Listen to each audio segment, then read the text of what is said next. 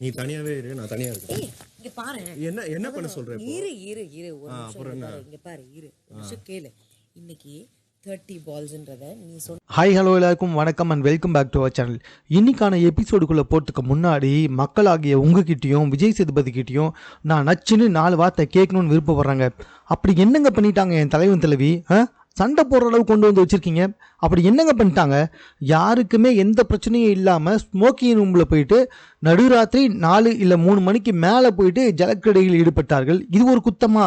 அப்படி இல்லைனா big pass வீட்டுக்குள்ளே எந்த இடத்துல கேமரா இல்லைன்னு பார்த்து அந்த ஆக்டிவிட்டி ஏரியாவுக்கும் கார்டன் ஏரியாவுக்கும் இடைப்பட்ட இடத்துல போயிட்டு முத்தா கொத்துக்கிட்டாங்க. ஏங்க அவங்க வேற என்ன வேணாலும் பண்ணிக்கிட்டோங்க.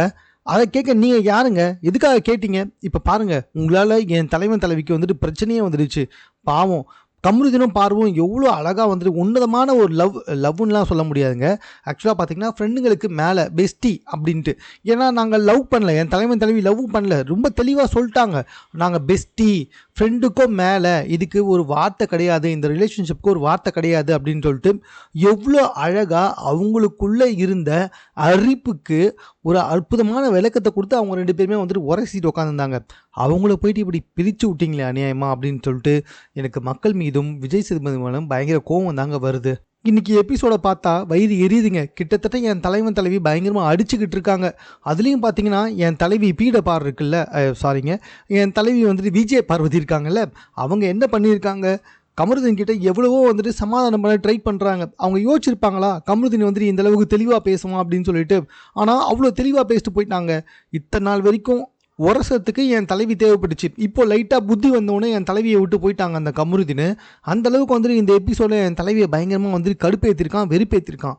என் தலைவி தெளிவாக சொல்கிறாங்க, டே நீ எதுக்குடா அந்த கேப்டன்சி டாஸ்கில் வந்துட்டு பால் போன விஷயத்தை போட்டு கொடுத்துட்டு. என் தலைவி பொய் சொல்கிறாங்க. என் விஜய் பார்வதி பொய் சொல்லிக்கிட்டு இருக்காங்க. இருந்தாலும் இல்லை என்னால் இதுக்கப்புறம்லாம் பொய் சொல்ல முடியாது, நான் உண்மையை தான் சொல்லுவேன்னு சொல்லிட்டு போகிறாங்க அந்த காஜி கமருதீன்.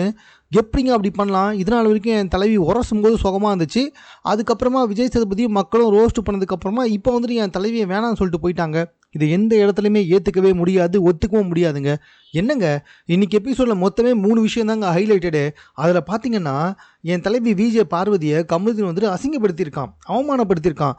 உன்ன மாதிரி ஆளு கூடலாம் இதுக்கப்புறம் வந்துட்டு பேச்சுவார்த்தையே வச்சுக்க முடியாது அப்படின்னு சொல்லிட்டு அசிங்கப்படுத்திட்டு போயிருக்கான். 2வது என்னென்னா என் தலைவி வேலையை செய்ய முடியாதுன்னு சொல்கிறாங்க. அது அவங்களோட ரைட்ஸு. ஆமாம், டாஸ்கில் நீ என்ன தான் வந்துட்டு நீ கேப்டன் ஆகிட்ட வினோத், அதுக்காக என் தலைவியை வந்துட்டு நீ வீட்டு வேலை செய்யன்னு சொல்லுவியா?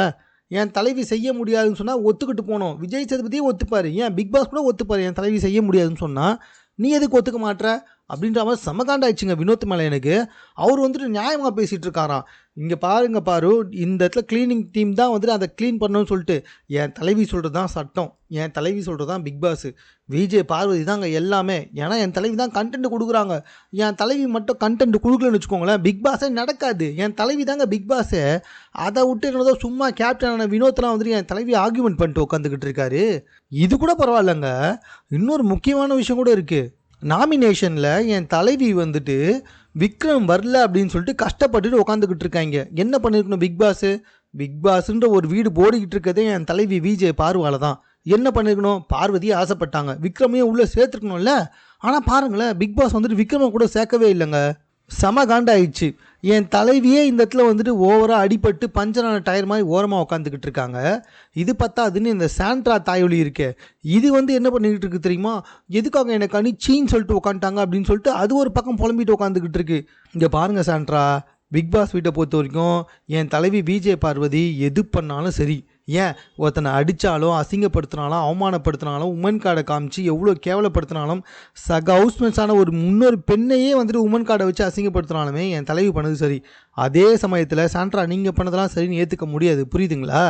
நீங்கள் என்ன பண்ணீங்க? வேலையை செய்யவே முடியாதான். உங்ககிட்ட பேச வந்தால் கூட மூஞ்சை வந்துட்டு நீங்கள் தான் மைசூர் மகாராணியாச்சே, அதனால் மூஞ்சை திருப்பிட்டு போவீங்க. ஆனால் அது தப்பு கிடையாது, கனி உங்களை சீன்னு சொல்லிட்டா மட்டும் தப்பு. இதில் இருந்தாங்க இன்றைக்கி எபிசோட் நடந்துச்சு. கொஞ்சம் விவரமாக சொல்லட்டுமா? அதாவது பார்த்திங்கன்னா இந்த கேப்டன்சி டாஸ்க் நடந்துச்சுல்ல, அதுக்கு முன்னாடியே கமருதீன் தான் வேணும் அப்படின்னு பிக் பாஸ் கிட்ட கேட்டால் பிக் பாஸ் கொடுக்க மாட்டேன்ட்டாரு. அது எப்படி என் தலைவி கேட்டு நீ கொடுக்க மாட்டேன்னு சொல்லலாம் பிக் பாஸ்? உங்களுக்கே முதல்ல வந்துட்டு என் தலைவியை வந்துட்டு பயங்கரமாக கண்ணனை கொடுக்கணும். ஸோ இது ஒரு பக்கம் இருக்கட்டும். இந்த கேப்டன்சி டாஸ்க்கை பொறுத்த வரைக்கும் போன வாட்டி வழக்கில் ஜெயித்தவங்கலாம் இந்த கேப்டன்சி டாஸ்கில் பங்கு பெற்றார்கள். இதில் நம்மளோட தலைவி விஜய் பார்வதியும் ஒரு ஆள் கெத்தாக ஜெயித்தாங்கல்ல, வக்கீலாக வந்து ஜெயிச்சு கொடுத்தாங்கல்ல. ஸோ அந்த கேஸ்க்காக உள்ளே வந்தாங்க. அதுக்கு நம்ம கமருதீன் அவனை கூப்பிட்டான், வரமாட்டேன்னு சொல்லிட்டான். கேட்டால் ஃப்ரெண்ட்ஷிப் தான் முக்கியம் அப்படின்னு சொல்லி வினோத்துக்கு போயிட்டாப்புல. அது கூட பரவாயில்லைங்க, வினோத் 32 பால், தலைவி 29 பால், ஒரு பால் ஓரமாக போயிடுச்சு. அதுக்கே என் தலைவி கேட்டாங்க, ஏன்டா இத்தனை நாள் வந்துட்டு என்னை உரசனல, அதுக்கு அந்த ஒரு பால் போனதை சொல்லாமல் வந்திருக்கலாம்ல அப்படின்னு பார்த்தா அந்த கமருதீன் சொல்லிட்டான். என் தலைவிக்கு வந்துச்சு பாருங்க கோவம், வந்து வெளுன்னு வெளுத்து விட்டாங்க. இருந்தாலும் கமருதீன் என்ன தெரியுமா பண்ணிட்டான், இங்கே பாரு நான் வந்துட்டு உனக்காக இதெல்லாம் பண்ணிட்டு உட்காந்துட்டு இருக்க முடியாது, நான் நியாயமாக தான் பண்ணேன் அப்படின்ற மாதிரி சொல்லிட்டான். என் தலைவி லவ்வபுளாக பேசிகிட்டு இருக்காங்க, அவன் நியாயம் அது இதுன்னு பேசிட்டான். இத்தனை நாளாக என் தலைவியை உரசிட்டு இருந்தான், இப்போ திடீர்னு நியாயம் நீதி அப்படின்னு சொல்லிட்டு போயிட்டான். என் தலைவிக்கு நீதி நியாயம்லாம் ஒத்துக்காது, பட் இருந்தாலும் எப்படி கமருதீன் அப்படி சொல்லலாம். இத்தனை நாள் மக்ருதீனாக இருந்தான், இப்போ உண்மையிலே கமருதீன் ஆகிட்டு என் தலைவியே எதிர்த்து பேச ஆரம்பிச்சிட்டான்.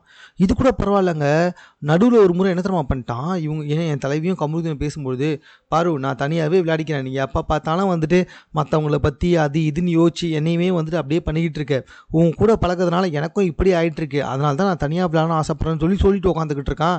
யோ உனக்கு புரியுதா இல்லையா கமருதீன், என் தலைவி தான் பிக் பாஸ், பிக் பாஸ் தான் என் தலைவி, என் தலைவியவே எதிர்த்துக்கிட்டு நீ போயிடுவியா, அதை என் தலைவி சும்மா விட்டுருவாளா, இன்றைக்கில்னா நாளைக்கு இல்லை நாளன்னைக்காச்சு நீ உரசத்துக்காக வந்தே என் தலைவி உன்னை மாத்திராளா இல்லையான்னு பாரு அப்படின்றது எனக்கு ரொம்ப ஸ்ட்ராங்காகவே தெரியுங்க. ஸோ இதுக்கப்புறமா பார்த்தீங்கன்னா நம்ம வினோத் தான் ஜெயிச்சார். வினோத் ஜெயிச்சதுக்கப்புறமா என் தலைவியை வேலை செய்ய சொல்லிகிட்டு இருக்காரு. ரொம்ப தெளிவாக என் தலைவி சொல்லிச்சு, ஒரு நாளைக்கு ஒரு முறை தான் நாங்கள் அதை க்ளீன் பண்ணுவோம் அப்படின்னு சொல்லிட்டு. இதுக்கு முன்னாடி இருந்தவங்க வீடு க்ளீனாக இருக்கணும்னு சொல்லிட்டு 4-5 தடவை க்ளீன் பண்ணால் என் தலைவி க்ளீன் பண்ணுமா, ஏன்பா பிக் பாஸே வந்துட்டு இந்த வாட்டி சொல்கிறாரு, இதுக்கு முன்னாடி சொல்லாத பிக் பாஸே இப்போ சொல்கிறாரு வீடை க்ளீனாக வச்சுக்கோங்கன்னு சொல்லிட்டு. அதனால் இந்த விஷயத்தை வந்துட்டு நீங்கள் வந்துட்டு பண்ணுங்க அப்படின்னு சொன்னால் அப்போவும் என் தலைவி ஒத்துக்கவே முடியாது நின்னாங்க பார்த்தியா, அதுதான் என் தலைவி. பிக் பாஸ் ஆச்சு, விஜய் சேதுபதி ஆச்சு, இல்லை எவனாச்சு, எவன் சொன்னாலும் என் தலைவி வந்துட்டு வேலை செய்ய முடியாதுன்னா செய்ய முடியாது தான்.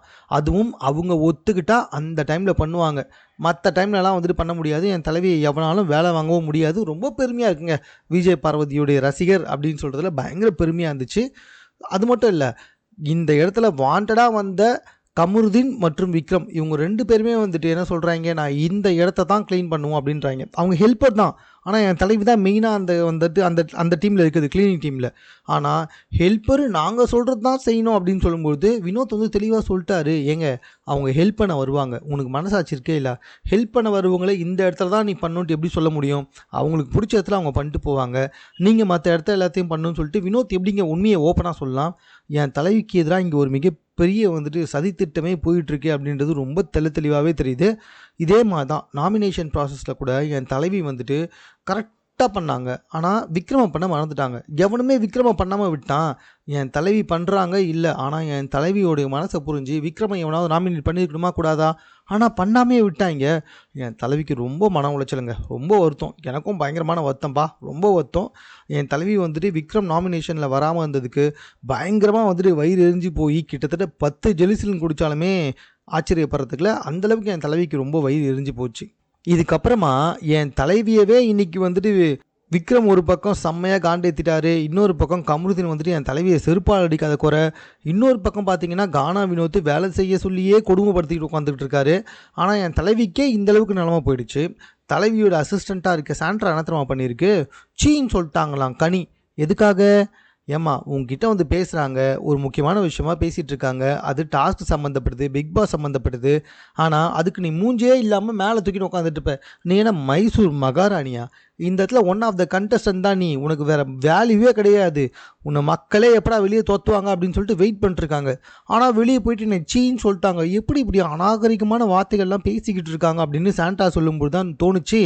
என் தலைவி கூட சேர்ந்து சாண்ட்ரா பேசின வார்த்தைகளெல்லாம் யோசிச்சு பார்த்தா சி அப்படின்றது வந்துட்டு ஒரு பெரிய வார்த்தையாகவே எனக்கு தெரியல.